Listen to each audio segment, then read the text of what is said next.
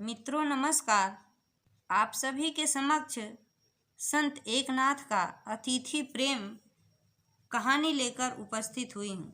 अपनी निश्चल भगवत भक्ति व गुरु भक्ति के फलस्वरूप संत एकनाथ भगवत प्राप्ति कर चुके थे।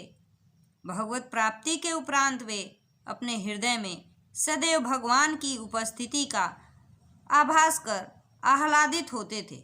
अपनी ब्रह्म दृष्टि से वे सर्वत्र सभी जीवों में भगवान को ही देखा करते थे। उनके लिए न कोई अपना था, न कोई पराया, न कोई शत्रु था, न कोई मित्र। वे तो समदर्शी थे और सबको समान भाव से ही देखा करते थे। पर दुष्ट प्रवृत्ति के कुछ लोग जो संत एकनाथ की ब्राह्मी भाव दशा से सर्वथा अनभिज्ञ थे, वे हमेशा येन केन प्राक्रेण उन्हें कष्ट देने, परेशान करने को तत्पर रहते थे। एक बार एक ऐसा ही घटना हुआ। एक बार आधी रात के समय 4 प्रवासी ब्राह्मण पैठण में आए और उस गांव में रात्रि विश्राम करने को आश्रय ढूंढने लगे। तभी उनकी मुलाकात गांव के कुछ दुष्ट लोगों से हो गई। उन दुष्ट लोगों ने संत एकनाथ को परेशान व अपमानित करने की नियत से उन प्रवासी ब्राह्मणों से कहा कि आप लोगों के ठहरने लायक एक ही सुंदर स्थान है और वह है एकनाथ का घर। वह सामने जो मकान दिखाई पड़ रहा है, उसी में संत एकनाथ नाम का एक बहुत अमीर दानदाता रहता है। उसके पास ढेर सारी धन दौलत है, हाथी घोड़े हैं, नौकर चाकर हैं। उसका मकान बहुत विशाल है। एकनाथ चाहे तो 4 क्या सैकड़ों लोगों को अपने यहाँ आश्रय और भोजन देकर संतुष्ट कर सकता है। सुना है उसे सिद्धियां भी प्राप्त हैं। आप लोग वहीं जाइए। दुष्टों से प्रेरित होकर चारों ब्राह्मणों ने संत एकनाथ का दरवाजा खटखटाया। संत एकनाथ ने स्वभावतः उन ब्राह्मणों को घर के अंदर आने को कहा। फिर एकनाथ जी ने अपनी पत्नी से कहा कि ये ब्राह्मण बहुत दूर से आए हैं और भूखे हैं, आप इनके लिए रसोई की व्यवस्था कीजिए। उधर 7 दिनों से लगातार हो रही मूसलाधार बारिश के कारण एकनाथ जी के यहाँ सूखा ईंधन नाम मात्र का भी न बचा था। अब रसोई बने तो कैसे बने, गीली लकड़ी से रसोई बनेगी कैसे, यह सोचकर एकनाथ जी की पत्नी बड़ी चिंतित हुई। उधर उन प्रवासी ब्राह्मणों की क्षुधा व्याकुलता से संत एकनाथ जी का चित्त बड़ा व्याकुल हो उठा। उन्होंने तत्काल अपनी पत्नी और पुत्र से कहा कि अपना यह मकान लकड़ी का ही तो है, एक मंजिल गिराकर लकड़ी इकट्ठी करो।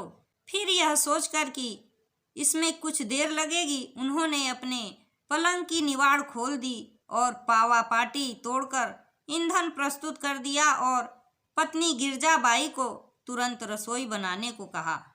अतिथि भूखे भी हैं और थके भी। उधर गिरजाबाई रसोई बनाने लगी और संत एकनाथ ने अतिथियों की थकान दूर हो इसके लिए तुरंत पानी गर्म कर उन्हें स्नान करने को दिया, क्योंकि अधिक ठंड में ठंडे पानी से स्नान करने में उन्हें कष्ट होगा। अतिथियों को स्नान करने को गर्म पानी उन्होंने दिया। गर्म पानी से स्नान करते ही उनकी थकान मिट गई। स्नान के पश्चात वे भोजन को बैठे। गिरजाबाई ने बड़े प्रेम से, ममत्व व वात्सल्य से भरे हृदय के साथ उन ब्राह्मणों को भोजन परोसा और एकनाथ जी ने जली हुई गर्म अंगीठियाँ ब्राह्मणों के पास रखी, जिससे उन्हें ठंडक महसूस न हो। ब्राह्मणों ने बड़े प्रेम से भोजन ग्रहण किया और बड़े तृप्त हुए। उन्हें बड़ा संतोष हुआ। रात्रि विश्राम के पश्चात प्रातः एकनाथ जी के यहाँ से प्रस्थान करते समय उन्होंने एकनाथ जी के अतिथि प्रेम के लिए उनकी बहुत सराहना की और कहा कि अतिथियों को तृप्त करने वाले आप धन्य हैं। और फिर सभी अतिथि विदा हुए। धन्य है संत एकनाथ और धन्य है उनका अतिथि प्रेम, उनका अतिथि सत्कार। हमें चार लोग अच्छे कहें हमारा नाम यश हो, इस ख्याल से अतिथि सत्कार करने वाले अगणित लोग हो सकते हैं, पर संत एकनाथ जी अतिथि सत्कार अपना स्वधर्म जानकर निष्काम बुद्धि से देव भाव ब्रह्म भाव से ही करते थे। उनके सभी कर्मों में और सबके साथ उनके व्यवहार में उनके हृदय से, अंतःकरण से सच्चा प्रेम भाव ही प्रभावित होता था। ऐसा शुद्ध भाव, प्रेम भाव, ब्रह्म भाव तो किसी साधक संत भक्त ज्ञानी का ही हो सकता है। ऐसा शुद्ध भाव सचमुच अन्यत्र दुर्लभ है। ऐसा अतिथि प्रेम, ऐसा अतिथि सत्कार करने वाले सचमुच बड़े धन्य हैं, बड़भागी हैं, सच्चे भगवत भक्त हैं, सच्चे अतिथि प्रेमी हैं। वे तो आत्मवत सर्वभूतेषु के सिद्धांतानुसार ही जगत व्यवहार करते थे।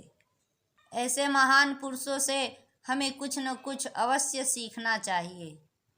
इसी के साथ मैं अपनी वाणी को विराम देती हूँ। जय हिंद, जय भारत।